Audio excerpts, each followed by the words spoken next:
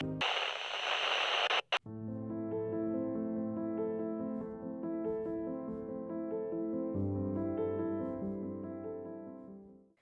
architecture is a tool in urban design that intentionally restricts public behavior, often targeting vulnerable groups, primarily the homeless, but it can harm anyone and everyone, including the disabled, the elderly, skateboarders, and more, all while undermining the comfort and purpose of public spaces.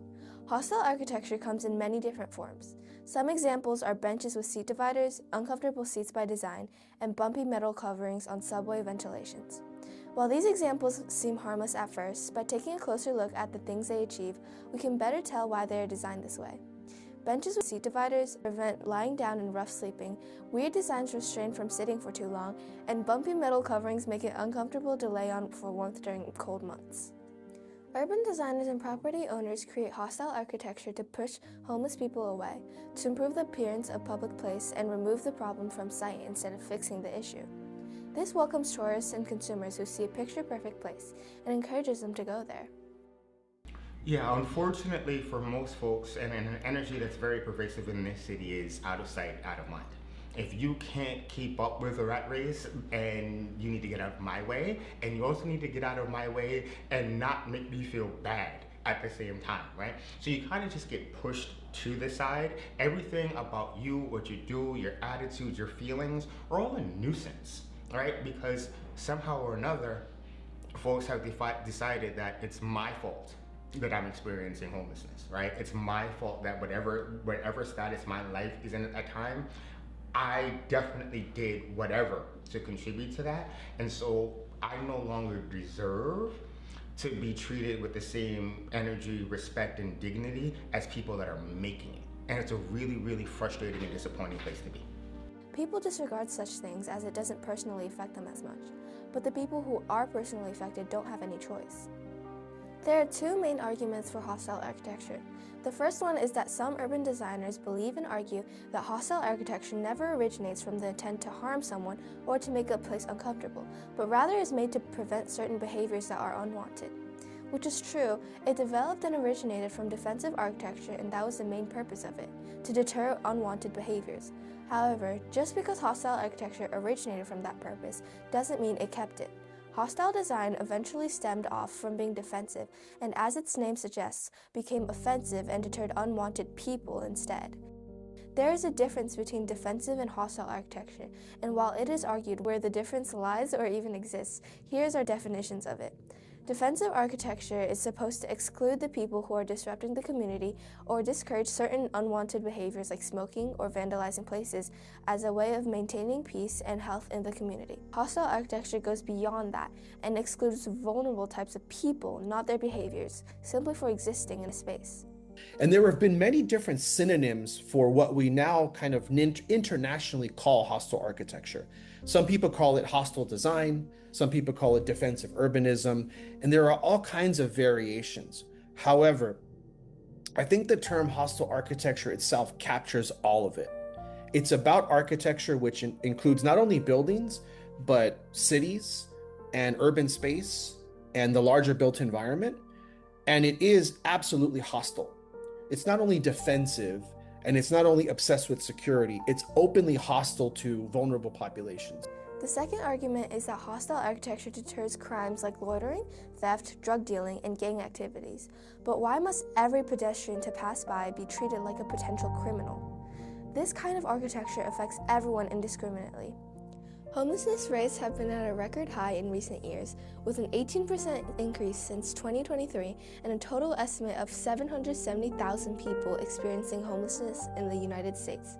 In New York alone, it had almost 160,000 people without a home, making up an estimated 20% of all people experiencing homelessness in the United States in 2024. These people are more prevalent than ever in our communities and society in general, yet it doesn't feel like it. They are often not visible to the average person, and a large contributor to their invisibility is hostile architecture.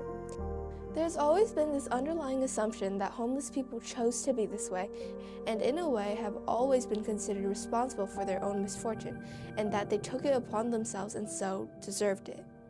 This can lead to the assumption that homelessness cannot happen to the individual or those they know and make them less empathetic or compassionate to the needy and others in general. Homeless people are arguably perceived as one of the lowest members of society, if considered members at all. This is a major contributor to why hostile architecture is used against them in the first place. Because so much of society has belittled them in terms of people, it feels okay to ignore their calls for help and their silent suffering. And unless they somehow start contributing to society in some way, they aren't considered members. Therefore, not considered people, and sometimes to the point of criminalization. A lot of folks, and unfortunately, a lot of New Yorkers are just like, hey, that's you, that's your issue, get out of my way. Figure it out in your own time where I don't need to see you, because your issues aren't real issues to me. Your issues for me as a person of status or whatever is that you're adding to my sense of insecurity, you're adding to crime, you're adding to the lack of cleanliness. You're also visually showing me that the status quo of what I'm doing and where I am in life and the way that my worldview isn't right. And that makes me uncomfortable, and I don't want to deal with that, so just go away. Something interesting to note is that this type of architecture is being used to deter birds from landing on surfaces. That by itself is one thing, but knowing that this same or at least similar kind of design is being used against people says something else, especially about us as a society and how lowly we see those people. Hostile architecture just simply doesn't belong in public places. It divides and segregates the public, creating a gated community for those who fit into this narrower, more profitable idea of the public. Profit. It's from property owners that don't want to be supporting public spaces. They want to be having spaces just for people who are customers or tenants or property owners themselves. And I think part of the problem here is there's been a shift away from the public sector, from government owning and creating public space, toward the private sector, toward property owners being directed to do so. When a company builds a building, they're told to include public space. So they do that, and because the government doesn't want to have to pay for it, so the company that does it includes a park as required in the law, but they don't want anybody using that space because they own the building and they want their tenants and their customers to be happy using it. So they include hostile architecture to push some people away.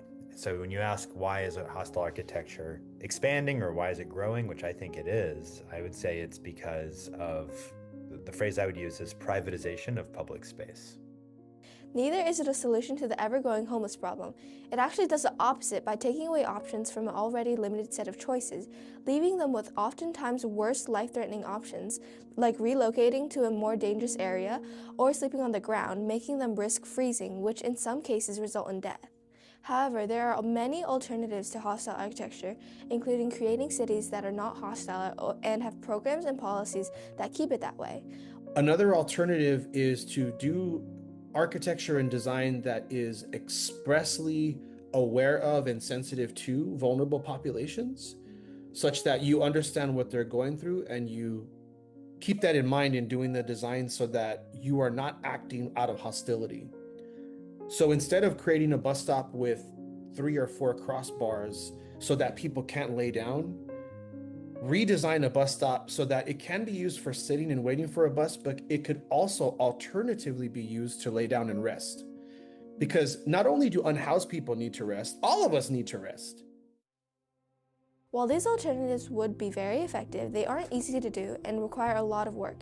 But there are still simple things that you can do today to help, like volunteering, donating to organizations, and protesting for homeless people's rights, or at the very least, spreading this issue by mouth. You can join others in this attempt to help the homeless, elderly, disabled, and everyone else by doing these things. Remember, even the littlest actions have a difference. You have a voice.